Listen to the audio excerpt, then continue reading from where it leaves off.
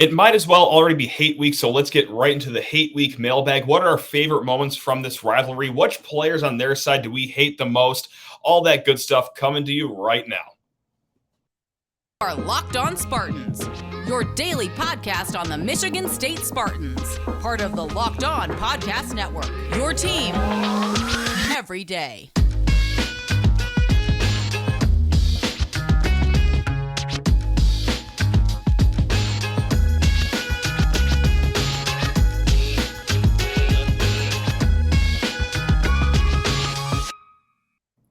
Locked On Spartans listeners, Locked On Spartans viewers, how on earth are we all doing? Thank you so much for kicking off your day with us here on the Locked On Podcast Network. And before going any further, hey, today's episode is brought to you by BetOnline. BetOnline has you covered this season with more props, odds, and lines than ever before. It's BetOnline where the game starts. We will be hearing from BetOnline later as we try to make it 6 straight winning weeks and 5 best bets. I can't believe the heater that we're on, but hey, we're going to keep on trying here, even though it is a bye week. We got 5 games for you coming at the end of the episode. But until then, that's right. The hate is just boiling within me right now. And we're going to answer some questions about this rivalry, have a lot of fun. This will be the last episode of the week. We will be back 5 days all next week. Really fun episode to start next week on Monday. Me and John Kirby of The Only Podcast, we're going to do a rewatch of last year's game. So that's going to be a hoot and a half, as the kids say. You know, they probably don't actually say that anyway. Let's get right into the hate week mailbag. The first question is a great one to kick us off from D4 Spartan. Favorite win besides 2015 and 2021 in this rivalry? No shortage of options here, especially in the last 14 years where you have 10 wins to pick from. That is quite a healthy amount, no doubt about that. And look, hey, 2020, the COVID year will always hold a special place in my heart. You go in there as more than 3 touchdown underdogs. It's the first game that Michigan State won that I got to watch with my newborn son at the time. Granted, he was asleep for 90% of the game, just like Jim Harbaugh seemingly was. But hey, I digress. It was still a very cool moment. 2011 has to be up there. I was a student in the student section. You got the pro combat jerseys. Kirk Cousins, my favorite Spartan of all time, goes 4-0 in that game against that school down the road. And yeah, I mean, that was a great game wire to wire as well. But look, I mean, the answer has to be 2013. Doesn't it? I mean, isn't that just what you want to do to your rival every single game? Not even this rivalry either. You can go down to the Iron Bowl. You can go to the Red River Shootout or whatever they call that these days. I mean, anytime you could just beat your opponent into submission over and over and over and over again, that's going to be the top favorite right there. I actually had tickets to that game, won them in a raffle. Unfortunately, those tickets were in the Michigan visitor section. And after the first sack of the day, stood up, high-fived my brother. I was like, that's all day. Michigan fan behind me was like, oh, yeah. All right. That's all day. Well, I'll be damned. I was actually right that day. It truly was all day as Michigan State. Oh, my God. I think they just sacked Devin Gardner again, actually. Oh, my goodness gracious. And, hate to see that. So it's got to be 2013. It has to be 2013 if it isn't last year's historic game. If it isn't the super historic 2015 game, it's got to be 2013, which, eventually led to a Big Ten championship as well. Question number 2 from D4 Spartan, as I throw my pen all over the room here. Least favorite Michigan player of all time besides Taylor Lewan or Mike Hart? And I got to say, I don't like having insatiable hate for Mike Hart. Yeah, he had the little brother comment, but that might have spurred something. That comment might have done good for the long haul for Michigan State here. That's been a rally cry of sorts for Michigan State. If you thought this man over my shoulder, Mark D'Antonio, hated Michigan before, after that comment, oh boy, did Mark have blood in his eye after that, because his teams absolutely rolled the Wolverines from that point on. So no, the Mike Hart thing, no skin off my back. But look, it was Braylon Edwards for most hateable guy, but honestly, he's kind of become like just a caricature of himself and that fan base over the last few years. So the more cartoonish he can act, the better. Devin Bush has to be up there maybe. his emotional breakdown during that photo op that he had at Spartan Stadium was very bizarre. Drake Harris, that's a name you didn't expect me to pull out, but anytime you flip from Michigan State to Michigan, you're not going to be liked, although he had as relevant of a playing career as Johnny Spirit had for Michigan State. So no skin off my back as far as Drake Harris goes. DJ Durkin, kind of just an oddball, but he's not a player, so I guess I can't, take that one. But so I guess Devin Bush. Why not? That seems like a good answer. Just a really weird display behavior that day at Spartan Stadium that still fires up a lot of Michigan fans. So good on them. Only 4 wins to celebrate in the last 14 years, but hey, you got a guy digging his cleats in the grass. So good on you guys. There you go. Go get him. Spartan Dog 12. He asks, how much should Devin Gardner be allowed to speak in relation to MSU football? I'm thinking not at all, but I'm curious to hear your take. It is quite bizarre to see Devin Gardner really feel himself, last few days talking about his own father the way he has. And by that, I mean the Michigan State Spartan football team. In 2013, 0 touchdowns. Great. Awesome. 1 interception, minus 46 rushing yards. Oh, my goodness gracious. Yikes. 2014, 0 touchdowns, 2 interceptions, and only minus 18 rushing yards for him. So even with minus 18 rushing yards in 2014, that's still nearly 20 yards better than he did. Actually, better than 20 yards better than he did the year before. Look, it's just like getting beat up at the bar one day and then years down the road, just oddly talking about how you still own those guys and how those guys are the worst. They're weak, even though they gave you 2 black guys a broken arm and just everlasting shame at that local establishment. It's very odd to just see him really peacock the way he has been. But what else are you going to expect from a Michigan player? If you're looking for just anything that's not delusional, you got to look for a different player from a different program. So I'm sorry to say it bluntly, but look, it's just what we've grown to learn from those guys down the road. Zeke's fan page asks a trio of really good questions, actually. The best Paul Bunyan trophy pick of all time. Hey, any of the pictures where Sparty is dressed up like Paul Bunyan are always fun. They always give me a laugh, at least. So those are always good. But I got to say, something about first-year coach Mel Tucker on the bus. Just met his team a few weeks ago, seemingly. Really weird offseason with the COVID year, and yet still goes into the big house and walks away with Paul Bunyan. So the picture of him, Mel Tucker, and Paul Bunyan, front row of the bus together like old pals that are really going to get to know each other the next few years. That's got to be my favorite picture, maybe. Of course, you got all the pictures with Paul Bunyan with the Spartan helmet on the head. There's no shortage of good pictures. I mean, look, we've got 10 of these wins in the last 14 years to go over. So yeah, a lot of good picture opportunities. Now this question I didn't like so much, but I'm going to answer it. He gave me 2 options. Never eat Little Caesars again, but always beat U of M, or free Little Caesars for life, but lose the next 10 out of 14. I'm going to have to say goodbye to Little Caesars, which is one thing that I just love the most in life. But if there is a short list of things I do love more than Little Caesars, beating that team down the road. So yeah, I will take the sacrifice of saying goodbye to my $6 large pizza. Very great value, very great taste. But yeah, hey, if it's going to make the rest of the fan base happy, I'll be a martyr and say goodbye to Little Caesars. And then question number 3, explain a non-sports analogy to this rivalry. I tried my best because it's hard, but look, what I settled on is it's like Michigan was the cool kid in high school, and you know what they say about being the cool kid in high school? Heard this a few years ago. I thought it was very funny and very accurate. They say the hardest part about being the cool kid in high school is being a loser the rest of your life. That's right. Hey, we're in our 30s, maybe we're in our 40s. We're still talking about the varsity football days of old.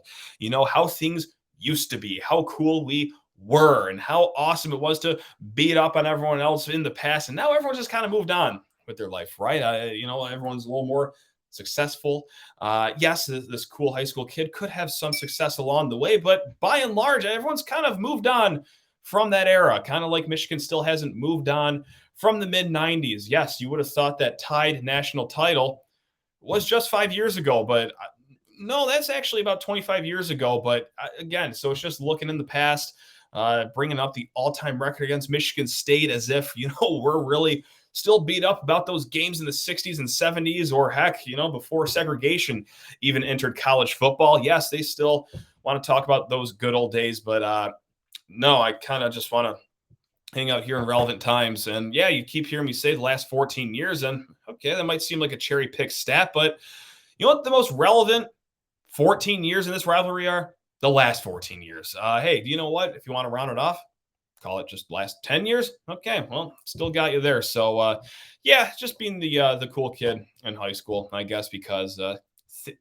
unbeknownst to them, things have changed a little bit around them. So there you have it. We're going to get to more questions here, some more hate. But in a hot second, I just need to talk all your ear off about SweatBlock. That's right. We're talking about one of the best products out there, bar none. I use some SweatBlock last season, plenty of time to do it last season. Let's talk about the Peach Bowl. Things are not looking good in the fourth quarter for Michigan State's New Year's Six bowl game. And I was starting to feel it. I was starting to smell it, actually, under my own pits. I was starting to get a little nervous about my Spartans, and I'm tired. I'm smelling like a locker room, So that is why I got SweatBlock. I don't sweat during these games anymore. I actually smell like a normal person. Dare I say, maybe sometimes even a pleasant person when the SweatBlock is really working. You just apply it beforehand, and then you are good to go for days at a time, really. I was able to fix my problem with SweatBlock, and I want you to fix your problem with SweatBlock as well. And so does the doctor that created SweatBlock. That's right. That's right. SweatBlock was created by a doctor to help with his own excessive sweating. It is doctor created, doctor recommended, and also comes with a promo code.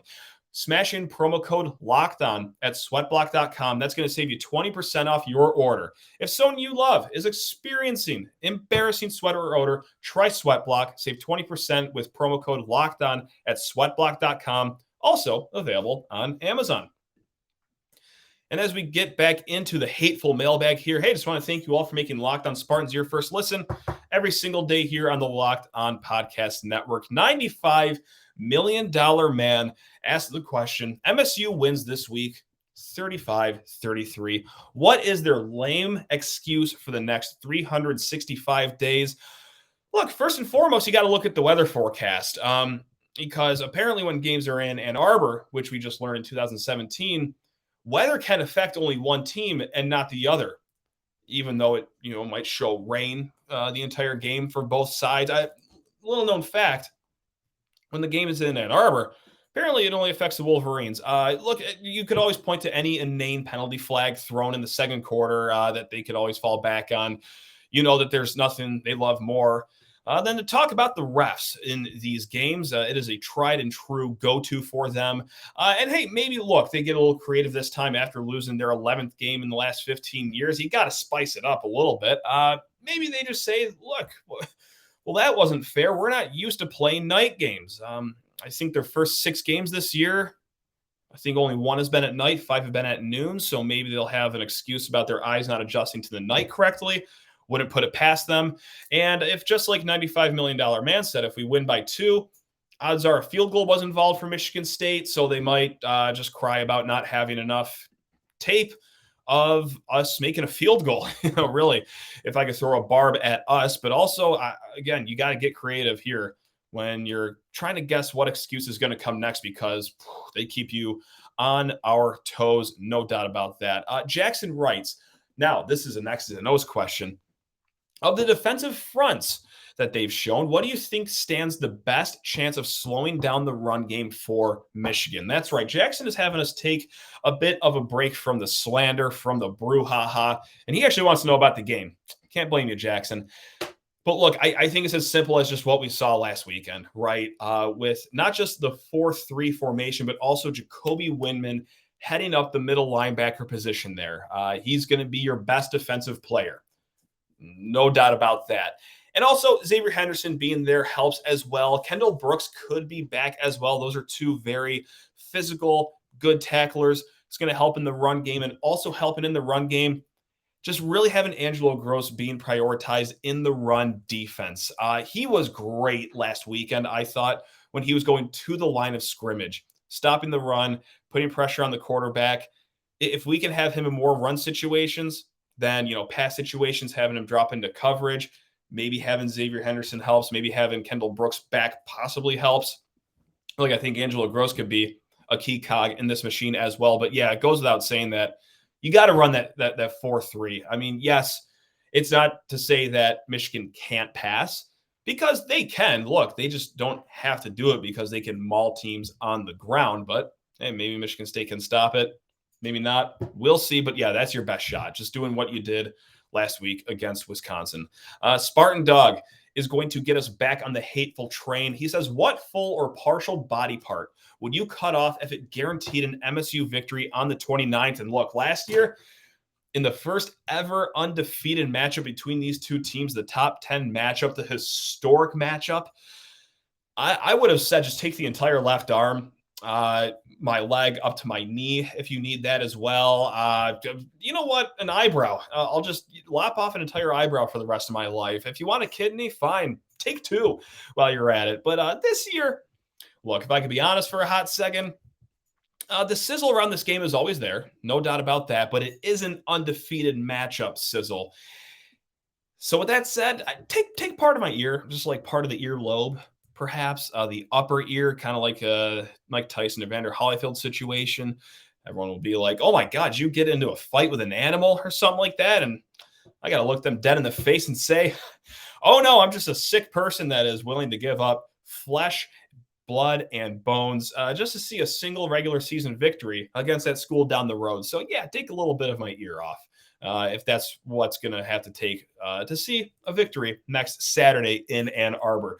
Gavin asks the straightforward question of what uniform combo would you like to see worn against Michigan? 2 words, all whites. Those look absolutely sharp. Harkens back to the 2017 game when they rocked the all whites. Looked sharp then. Under the rain, seemed to work then as well. But yeah, it always looks so clean, doesn't it? I do love the all whites, so give me that right there. Alpha King Meow.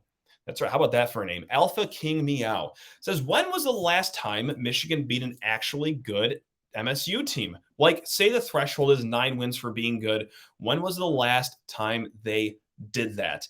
It would actually be 2003, and we're going to bump that threshold down because MSU only won 8 games that season. So you have to go back nearly 20 years for the last time Michigan popped one of MSU's better teams that they've had. So there you have it. Nearly 20 years, MSU won 8 games, and hey, good on you. But yeah, ever since then, it's just been beaten up on downtrodden Michigan State teams, rebuilding Michigan State teams like this year, you could say. Whereas, Michigan State, they've beaten Michigan when they're bad. They beat Michigan when they're really good. Yeah, any way you slice it, that's what it is. Nearly 20 years since they've beaten a good Michigan State team, we'll call it. MB writes in, you can redo any one game in this rivalry. Which one do you want another crack at? For some reason, I don't know how many people are going to have this answer. I don't think a lot, actually. But for some reason, give me another crack. I say me as if I'm playing in this game. Give me another crack at that 2012 game. That's right. It was the field goal fest, 12-10. Broke a 4-game winning streak that Michigan State had in the rivalry. And look, if you add a win into 2012, you could have stretched that to 8 straight wins right there, as Michigan State won in 13, 14, 15. So yeah, just that game never sat right with me. It's just an ugly game, obviously. Not a lot of sexy 12-10 games that you watch, but yeah, that game was just gross, and it just didn't feel good to lose that game. It never feels good to lose, but that one, look, I know Michigan State's offense was kind of not great all year, but couldn't have done better than 10. Oh, I digress. No, I'm not going to get upset about a game that happened 10 years ago. Nope, not going to do it. But yeah, that's my answer right there. And Rachel asked a great question here. Who is more insufferable, Braylon Edwards or Devin Gardner? This is a battle between a guy that got completely pantsed in back-to-back games like we talked about against Michigan State, and another guy who caught passes in this rivalry about, I think we're like 20 years or 18 years removed from that game. And he's hanging on to every bit of that as long as he can. And he also gives great locker room bulletin board material. So I got to give something to Braylon Edwards there.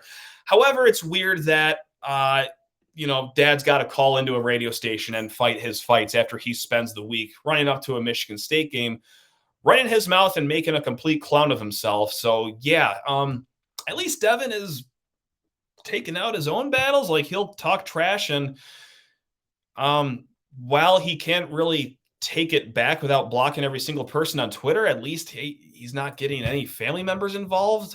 I don't know. So who's more insufferable? Oh, Rachel, I don't know. Flip a coin. It depends on the day, depends on the comment. But yeah, really just odd behavior all over the board from those guys at any given time. So there you go. God bless them. They make this rivalry fun, I suppose. We will be back in a hot second. One more question before getting to 5 best bets, but first need to talk your ear off about BetOnline. That's right. We're going to be hearing from BetOnline in a hot second because they deal out all the lines, all the action that you could possibly need, because they are your number one source for your football betting info this season. They take care of you no matter what the sport is. Let's talk about NHL season starting. Let's talk about the NBA season starting. And hey, come on, golf season has also started as well. BetOnline has you covered top to bottom. Find all the latest player developments, team matchups, news, podcasts, and in-depth articles and analysis on every game you can find. And as always, BetOnline remains your continued source for all your sports wagering information with live betting and up-to-the-minute scores for every sport out there. The fastest and easiest way to check in on all your favorite games and events, including MLB, MMA, boxing, and golf, is at BetOnline. So what are you waiting for? Head to betonline.net. Use your mobile device. Learn more about the trends and action. That is at BetOnline, where the game starts. And also, when it comes to land sales, it pays to have experts in your corner. AcrePro Midwest Farm Group are your local farmland specialist. With decades of experience in Corn Belt agriculture, no one knows the market better. Whether you're doing a 1031 exchange, expanding your operation, or selling a row crop farm, your local AcrePro agent will walk the land with you and ensure the deal is done right. Best of all, great service is just the beginning. AcrePro provides unparalleled land data, including soil ratings, elevation, flood zones, and land valuation across parcels, so that you can get the full picture up front and be confident in the entire land market. Your agent will cater to each of your individual needs and help you navigate the complexities of buying and selling land so that the process is made simple. Experience the ease of AcrePro by working with farmland specialists like Kyle Rule, Brady Hammond, Neil Hur, and Kyle Spray. Visit acrepro.com or call 765-587-3185. Just got a little excited there. And talk to your local land expert today. Again, 765-587-3185. That's AcrePro Midwest Farm Group. And let's round this out with one last question in the mailbag, a fun one, as they all have been. Again, hey, if you have any questions, lockedonspartans@gmail.com is the place to find us, or Sheehan_sports on Twitter if you want to come bark at me there. Always a good time. And this comes from Anonymous. This was a via email question. What is your favorite play from this rivalry, not counting the Jalen Watts-Jackson play? And I just jotted down a few off the top of my head. Look, 2017 had a lot of fun ones. The screen to Madre London, Lewerke rolling over his lineman on third down to keep chewing off some very important clock. Any of John O'Corn's 13 interceptions in the second half when it was monsooning, and Jim Harbaugh just said, yeah, let's keep throwing the ball. Why not? Let's get nuts. Look, last year's fourth down to Jaden Reed, J.J. McCarthy's fumble was big time. Brantley's interception, I think, is a massive favorite here. Any five, that's right, 5 of K9's touchdowns last year. 2020, the tip pass at the end of the first half because, hey, they had the Greek god Joe Milton on their team, and they said, hey, cool, we're within the 5-yard line. Let's just have the running back throw the ball. Let's not count on our quarterback whatsoever. So that was some more galaxy brain action from Jim Harbaugh right there. But, yeah, that was a very important play at the end of the half. 2014, not a play at all, actually, when the Michigan player put the stake into the field at Spartan Stadium. That was absolutely positively hilarious. The 2015, another play you can pull is Trayvon Pendleton's answer after Michigan scores their touchdown. He goes down 74.999 yards and nearly scores a touchdown. So that was a big one. 2011, if I could take it back 11 years ago. Isaiah Lewis's pick 6 at the end of the game, showing Denard Robinson the ball as he's going to the end zone. 2009, Larry Capers touchdown in overtime. 2008 was just the Blair White show for a hot second. 2010, Edwin Baker's 60-yard run. But above all, you know what? We're going to roll back the clock here big time. We're going to go to the turn of the millennium when a gentleman by the name of TJ Duckett caught a ball from the heavens thrown by Jeff Smoker with absolutely, positively 1 second left on the clock. Yes, we're talking the Spartan Bob game. We're talking Jeff Smoker finding TJ Duckett. That was absolutely probably the best play in this rivalry, at least that I can remember, besides the Jalen Watts-Jackson play. I know I left off maybe 20 plays, safe to say. If I did forget them, hit me up, lockedonspartans@gmail.com. Next week, we're going to be doing like a top 20 or top 40 favorite moments from the last 14 years of this rivalry. If you have any of your favorite moments, hey, like I said, lockedonspartans@gmail.com. Now, this is becoming a very exciting segment. I don't know how many people like actually listen to this segment of 5 best bets or how many people actually take these bets, but holy crap, we just had our 5th winning week in a row. We went 3-2 last week, and that puts us at 23-17 on the season. We did not win Wisconsin -7, and thank God I've never been happier to lose a bet in my entire life. Utah won, but they did not cover the 3.5-point spread. So the games we won, yes, Michigan, you're good for something. They covered -7 against Penn State. Tennessee +7.5. Didn't even need those points. And then Oklahoma -7. Easy cover there. No stress at all at the end of that game. No, it certainly wasn't sweating up a storm on my couch watching that game. Anyway, this week, what do we got on the menu? Hey, it's MSU's bye week, but let's still find an MSU to bet on. We're talking the Mississippi State Bulldogs +21 against Alabama. This is a get-right spot for Alabama. Obviously, they just got – look, I guess you could say the word embarrassed, which is really weird because Tennessee is a really good team. But anytime Alabama loses, I think Nick Saban takes personal embarrassment in that. And they're really good at bouncing back in these games. But I don't know. Famous last words about to come out of my mouth, but something just does not seem right about this Alabama team. Obviously, they're good, but they are just not Alabama great. And I'm a little weary when I see Mississippi State's top-ranked passing offense in the SEC coming into Tuscaloosa. 21 points seems like a lot of points. And I don't know. I think this could be another shootout where, yes, I don't think the Bulldogs win necessarily, but 3 touchdowns worth, I think they could keep pace with Alabama in that regard, especially with the Crimson Tide secondary just not looking right, man. Hate to see it. Also, I guess, the other big game this weekend, there's not a lot of great games this weekend. Really tough to follow what we saw last week. I'm going to go with the Ohio State and Iowa game. That's right. I'm going to go with the under of 49.5. Iowa, second best in the nation at allowing 10-plus yard pass plays on defense. They like to keep the game in front of them. Their defense has not been the issue this year, and they got a pretty good run defense as well. However, Iowa's offense is still Iowa's offense. And yes, hey, look, can Ohio State still get to 30 points? Sure, of course they can. Can they still get to 40 points against Iowa? Yeah, probably. Here's the problem, though. I'm not ever going to count on Iowa scoring 10 points. So we're going to be going under 49.5 here. I'm also going to take Oklahoma State +6 against Texas. Texas barely escaped last week against Iowa State. Really hairy game there. And yes, Oklahoma State lost, but it was to a good TCU team, and they have the guns to keep up with any offense, I think, as far as I've seen so far this year from Spencer Sanders and the Pokes down in Stillwater.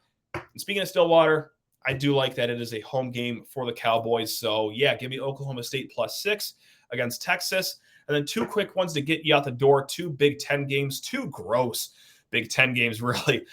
Maryland -13.5 against Northwestern. Here's my analysis on that game. I just have zero respect for Northwestern this year. That's about it. That's all I have to say. They just got bludgeoned by Wisconsin. We just saw our team beat Wisconsin, and we know that our team isn't anything to write home about. So if if you're getting rolled by Wisconsin, oh my, yikes. And last but not least, this is strictly a vibes play right here, and these work sometimes. Indiana versus Rutgers with a total of 45.5. We are going to be going under there. Tell me that Indiana versus Rutgers in Piscataway, New Jersey just doesn't scream under. Like that game was destined to be under. So to recap, we're going under 45.5 in Indiana versus Rutgers. We're taking Maryland minus 13.5 against Northwestern. We're taking Oklahoma State plus 6 against Texas. Under 49.5 in Ohio State versus Iowa. And then last but not least, we're taking an MSU, the Mississippi State Bulldogs, plus 21.5 against Alabama. There you have it. Thank you so much for listening to this entire episode. I had a lot of fun. Hate week is a whole lot of fun. So let's keep it going next week, shall we? Because it's really only going to get ratcheted up as we get closer and closer to kickoff. Fun slate of shows next week. Like I said, we're just going to do a rewatch of last year's game. Hey, we have no game this week to talk about, so let's just look back at, the last game in this rivalry. And then, yes, we'll talk to Stephen Brooks next week. We have a player lined up, too, a former Rose Bowl champion. That's right. May have played for the Miami Dolphins. I don't want to spoil it all. If you could put 2 and 2 together, you might know who I'm talking about. And, we'll talk with Chris Castellani of Barstool Sports next week as well for our Michigan preview. He'll bring us up to speed on his Wolverines. And then, we're going to do a fun show in the middle of all that, too, like ranking our top 20 or 50 or 100 favorite moments in this nice 14-year stretch that Michigan State has had. So keep it tuned next week. Locked on Spartans, your team of green and white every single day. Go enjoy the weekend. Love you all. Go green.